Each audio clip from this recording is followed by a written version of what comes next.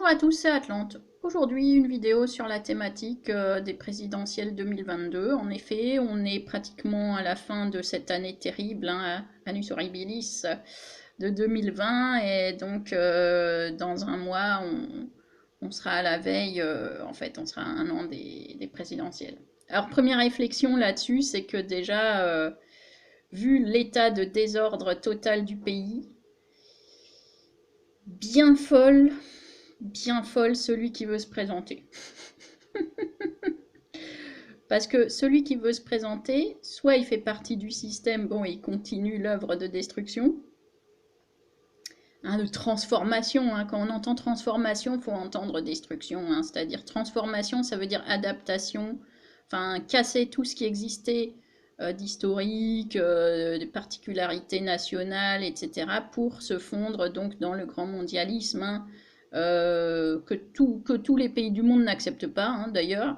Mais en tout cas, c'est vraiment forcer la marche vers ça. Hein. Ok, donc voilà. Soit vous êtes contre le système, et alors si vous vous présentez, ben, ma foi, va falloir être sacrément fort, quoi. Hein.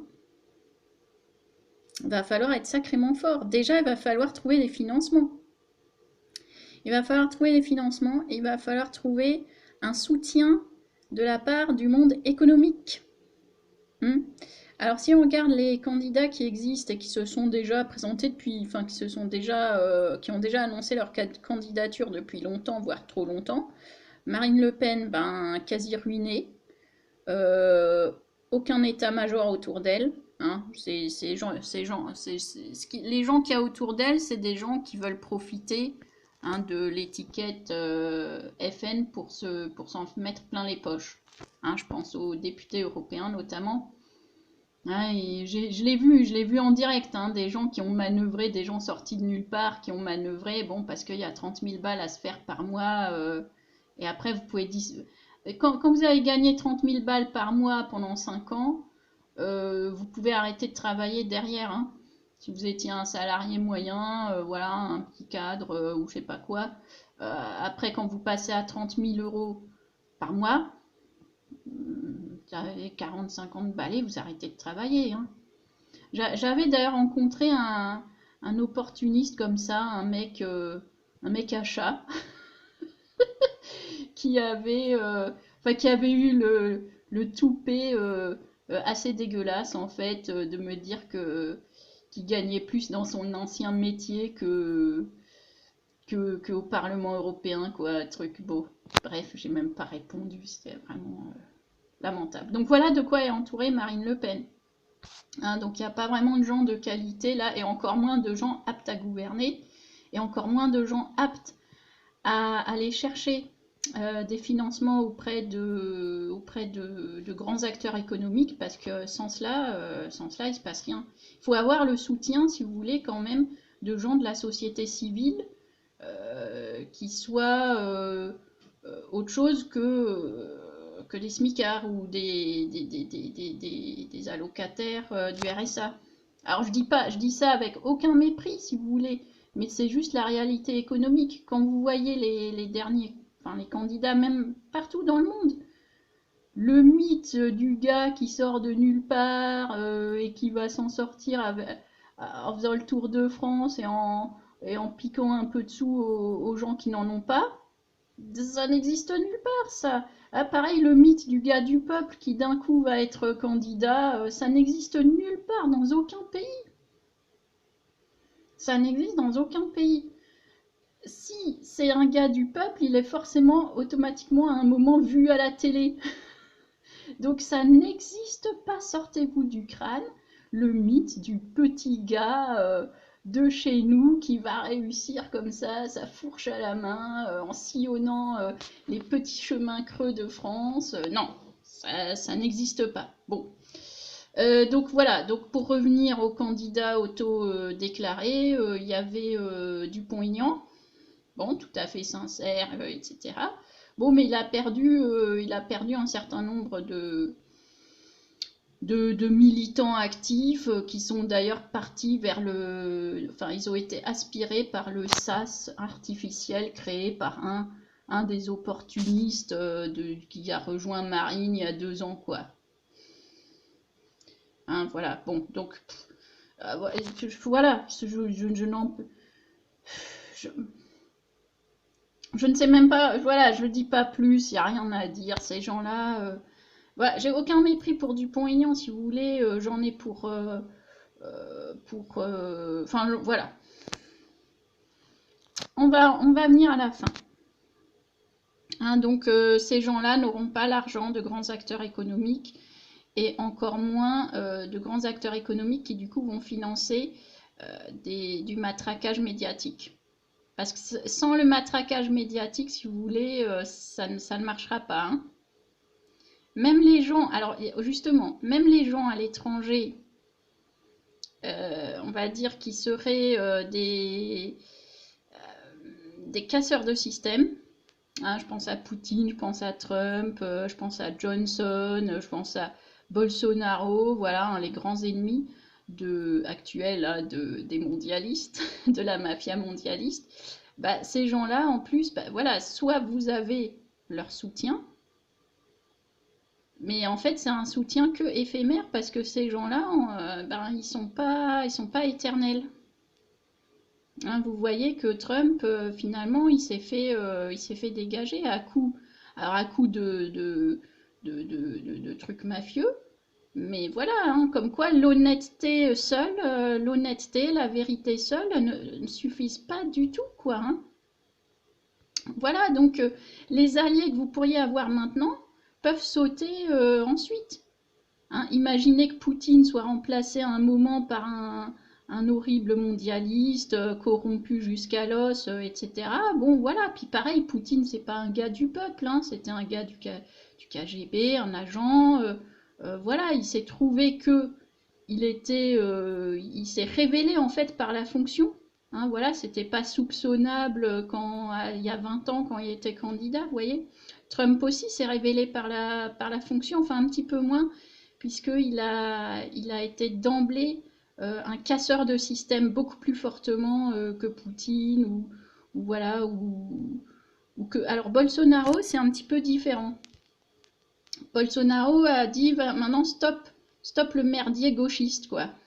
Vous voyez vous voyez que dans chaque pays c'est différent, mais Bolsonaro lui aussi dans quelques années peut être remplacé par de nouveau un horrible mondialiste quoi. Enfin je veux dire voilà. Donc les alliés que vous pourriez avoir maintenant sont tout à fait éphémères et d'ailleurs on voit que c'est des alliés qui n'ont pas de raison valable de se mouiller outre mesure parce qu'ils arrivent, eux qui sont arrivés au pouvoir, ils arrivent à jauger quelqu'un à l'étranger qui n'a pas la force suffisante pour y arriver. À l'époque, Trump n'avait pas de raison, il avait refusé le rendez-vous avec Marine Le Pen parce qu'en fait, il avait bien vu qu'elle n'y arriverait pas. Vous voyez, ces gens-là, quand même, ils ont une qualité, c'est qu'ils ont réussi, donc ils sentent, ils connaissent les ingrédients et ils reconnaissent les gens qui sont de leur trempe. Vous voyez. Et en France, pour l'instant, ils n'en reconnaissent pas. Donc on n'a pas, voilà, on se débrouille tout seul. Bon, ça c'est, voilà, donc encore des petites réflexions. Voilà, alors sur Pierre de Villiers, vous savez que j'ai encouragé sa candidature. À l'heure où je parle, voilà que c'est quelqu'un qui, dans les dernières interviews, insiste sur le fait qu'il ne veut pas se présenter, entre guillemets, qu'il n'a pas d'ambition. Alors je vais lui passer ce message. Bon, a priori, il n'a pas écouté mes dernières vidéos, hein, personne ne lui a passé, bon, tant pis. Je lui passe quand même le message, c'est que arriver à la tête de la France dans le contexte actuel n'est pas une question d'ambition. C'est encore moins une question de politique politicienne. Ce n'est pas une question partisane. Ce n'est rien de tout ça. Donc si vous... le fait que vous disiez ça, en fait, était profondément décevant parce qu'en fait, ça veut dire que vous n'avez pas compris de quoi on parle, tout simplement. Et donc, j'ai envie de dire quelque part, tant mieux si vous ne présentez pas parce que si effectivement vous avez rétro faible et que en tout cas vous n'avez pas compris ce qu'est la fonction présidentielle en France, eh bien bon, voilà. Mais alors j'ai envie de dire taisez-vous parce que un livre n'est plus un acte à l'heure actuelle. Hein. Alors c'est vrai que tout le monde sait lire à l'heure actuelle, mais plus personne ne lit. Hein. Donc un livre n'est plus un pavé dans la mare, et puis ça ne s'est jamais vu qu'un livre change le cours des choses. Voilà. Je le répète, un livre avec des recettes hein, pour rétablir la France, s'il est lu par des gens mal intentionnés, par des gens mauvais, par des gens qui ne sont pas des gens de bien, il sert à rien, au contraire, il va dire bah voilà comment on va contrer ces gens-là. Donc vous voyez, ce que vous pensez être un acte, ce que vous pensez être un don que vous avez fait encore, un dernier don que vous avez fait pour votre pays, bah en fait, c'est peanuts. Vous voyez, un bouquin, des bons bouquins, il en sort à la pelle, hein, mais des bons bouquins que quelqu'un lit et encore plus que quelqu'un utilise comme guide, non. Parce que, en fait, les gens intelligents, les gens qui vont aller eux-mêmes essayer de, entre guillemets, sauver la France, ils connaissent les ingrédients, ils connaissent les recettes. Ils n'ont pas besoin de leçons. On donne des leçons qu'aux gens mauvais et on n'a pas besoin de gens mauvais. Vous voyez, donc philosophiquement, vous êtes complètement planté. Donc, salut, hein, ciao. Par contre, disparaissez des écrans parce qu'on a, voilà, laissé la place à des gens actifs, quoi. Hein. Laissez la place, bon, vous voyez, c'est bien, vous avez bien gagné, vous avez une bonne place, bon. Vous pensez avoir œuvré pour quelque chose, résultat des courses, on est en alerte terroriste maximale, donc les milliers de soldats qui sont pour rien en Afrique, bon. Hein. Voilà, moi je suis quelqu'un de pragmatique, hein. Je regarde ce qui est, je regarde le résultat, puis je tire les conclusions, hein. Je vais pas, hein, le prestige au sein même de la petite famille militaire, moi ça m'intéresse pas. Hein, parce que finalement, vivre en vase clos comme ça et puis se croire dans la grandeur de la France à l'ancienne, ça commence à avoir un côté ridicule vu la situation actuelle hein, dans le civil en France, si vous voulez. Donc salut, voilà, je parle plus de vous, ça m'intéresse plus. Ok. Oui, d'ailleurs, vous n'avez pas compris justement que être président en France, c'est pas avoir c'est pas avoir de l'ambition, voilà, être dans le marigot politicien, de devoir aller dans un parti, non. C'est un côté mystique, c'est un côté transcendant, c'est un côté, comment dire, grandeur. D'ailleurs, Macron, c'est comme ça qu'il a gagné.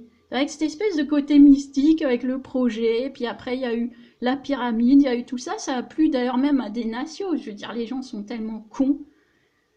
Voilà, mais il faut ça, il faut le côté mystique. Il faut le côté mystique transcendant, le côté qui fasse un peu rêver, quoi. Voilà, bon, vous le... Allez, j'arrête ici.